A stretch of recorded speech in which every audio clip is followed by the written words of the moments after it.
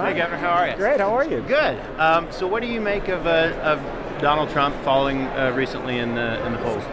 Look, we've said all along, as the voters get a chance to actually see these candidates, they're going on a real, proven conservative. We're moving up in Iowa. The reality is I'm the only candidate that's cut government spending. Everybody's going to talk about it tonight. We're going to watch several hours of Republicans all bragging about the need to shrink the size of the government. That's exactly right. You can't grow the American economy unless you shrink the government economy. I'm the only one that's done it. There's not two candidates that have done it. I'm the only one that's done it. I think as more folks see his record and hear from him, his numbers are going to continue to drop. He came out recently for the government paying for everybody's health care. That's not a conservative position. Now you're still in the early stage tonight. What do you make of, there's been a lot of outsider candidates and you would be one of them, but you haven't risen to that main debate stage yet. Look, I'd say a couple of things. We're happy to debate anybody, anywhere, anytime. I think the RNC made a mistake by not including early state polls in their criteria. And, if they'd done that, we would have been on the main stage. I'm happy to debate anybody, anywhere, anytime. We're focused in Iowa. The first votes to be cast there first week of February. According to the latest NBC poll, we're in the top 5. We're working hard. We're getting bigger and bigger crowds. Folks there want a proven fighter. I think there is a lot of frustration with D.C. The reason outsiders are doing well, I think that voters are tired of Republicans that say one thing and then do another when they get to D.C. They want somebody who's going to go and fight for them. Are we going to see a Governor Bobby Jindal moment in this campaign still? Well, look, we continue to do well. This is a marathon, not a sprint. We're going to continue to be honest. We're the only ones that have cut government spending. I'm the only one with a tax plan that says everybody should pay something. I know that some of the other Republicans are bragging that millions of Americans wouldn't pay taxes in their plans. I think that's a mistake. I think we're all in this together. Even if it's 2%, everybody should pay something. We're going to win this based on the fact we're the only one that's cut government spending. We're offering specific conservative ideas. I've got the courage to go to D.C. and fight for our conservative principles. Look, the hour's late for our country, but it's not too late. We still have a chance to rescue our country. Thank you, guys. Would the Republican spending plan that is currently being tossed around in Congress be vetoed by a president, Bobby Jindal? Absolutely. So here's what is fundamentally wrong with this plan. In D.C., they keep telling us they're going to cut government tomorrow, but tomorrow never comes. It's never today. This is yet the latest example where they say, we'll spend more today, we'll cut tomorrow. That's why we're over $18 trillion of debt. The Democrats are leading us down the path towards socialism and bankruptcy. Republicans shouldn't be helping them. This is an awful, awful bill. Should not be supported by Republicans. Absolutely, President Jindal would veto this and insist we actually get serious about cutting spending. Absolutely. Look, there's an opportunity for us to get real structural reforms. We need a balanced budget amendment in the Constitution. We need to actually be spending less, not more. I don't mean slowing the growth rate, actually spending less. We need to actually be growing the private sector, the American economy, not the government economy.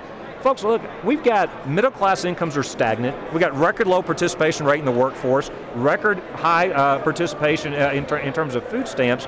They're turning the American dream into the European nightmare. The American dream is not to have government take care of us. They're turning America into the next Greece. We've got to be serious about this.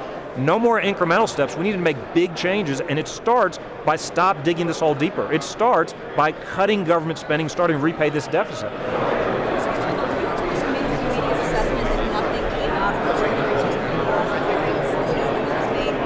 Look, I think two things. One, I think it's important to remember that 4 Americans are dead, and it's important to get to the bottom of how that happened, make sure that doesn't happen again. Secondly, one of the things that's obvious to me is the only thing that Secretary Clinton has ever run is this President Obama's failed foreign policy. It has been an absolute failure. She was at the center of the reset with Russia. Putin was now in Ukraine. He's now in Syria working with Iran, Hezbollah, and Assad. China is now ascending in the South China Sea in Asia. You've got ISIS rampant in the Middle East and in Iraq and Syria. That is the only thing she has run. It has been an absolute failure. She's not qualified to be the President of the United States. Look, I think the media is trying to make this all about, political points. That's not what's important. What's important is 4 Americans died. That's the most important thing. Let's get to the bottom of this. I know the committee still has work to do. That's the most important thing. They can say who had a good day or a bad day. That doesn't bring those American lives back. That doesn't ensure the safety of our other personnel that are serving overseas. What do you make of him? Some people in the grassroots say Paul Ryan is not a conservative. Do you believe he's a conservative? Look, I like Paul. We serve together. We're friends. I think he's a smart guy. I think he's a principled guy. I don't agree with him on everything. I haven't agreed with, for example, with some of his positions on immigration. I don't agree with his budget deal that's being pushed through the Congress. Let me say this. For the next speaker, it's not about personalities. I like Paul, and he is a friend, but it's not about personalities. He's a conservative, but I don't agree with him on everything. I don't agree with all of his positions, but here's what's important. Our next leadership team, whether it's Paul or whoever, our leadership team has to fight for us. The left is willing to force socialism down our throats. I want to hear a speaker, I want to hear a leadership team that says they're going to fight to defund Planned Parenthood. They're going to fight to get rid of Obamacare. They're going to fight to stop this bad Iran deal. They're going to fight to get rid of amnesty. Too often, our Republicans in DC have become the surrender caucus. They say one thing and they do another.